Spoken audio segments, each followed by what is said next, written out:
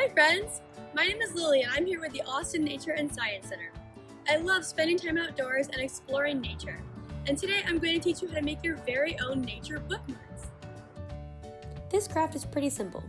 All you'll need is an iron, wax paper, scissors, some crayons, a pencil sharpener, a couple pieces of paper, and a few nature items that you've gathered. While all nature items are pretty fun to collect, for this craft the flatter your items are, the better. In fact, if you can press your nature items beforehand, that's the best. Once you have your materials and nature items ready, roll out a sheet of wax paper on top of a piece of paper and arrange your nature items any way you like. In this video, I'll be making a piece that's small enough to be used as a bookmark, but you could also make a larger piece of artwork if you like.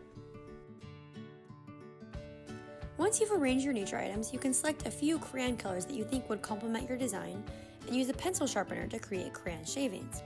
Simply spread these crayon shavings out amongst your nature items to add to your design.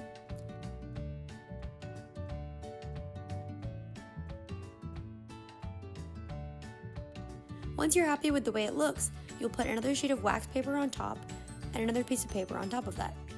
Have an adult help you heat your iron to high, and then once your iron is hot, have an adult help you iron your design. You'll just want to go up and down on the paper a few times and then let your bookmark cool for a second before checking on your results. Next, you can cut your artwork into any shape you desire. I'm cutting mine into the shape of a bookmark so that I can use it, but you can make it any shape you'd like.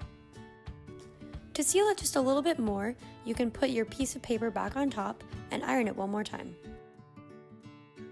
If you're unhappy with the way the wax paper sealed, you can peel it apart and try again with a fresh piece of wax paper. Once you're happy with your art, you'll have the perfect little bookmarker to use. I also thought that the artwork I created looked really cool when it was backlit, so I hung some of mine up on a window. Here are just a few examples of how your art might turn out. You can make bigger pieces of art using this same method if you'd like, but I love my cute little bookmark. I hope you had fun learning how to make this craft today, and you have a great time trying it out on your own. Thanks for joining me today, and goodbye, friends!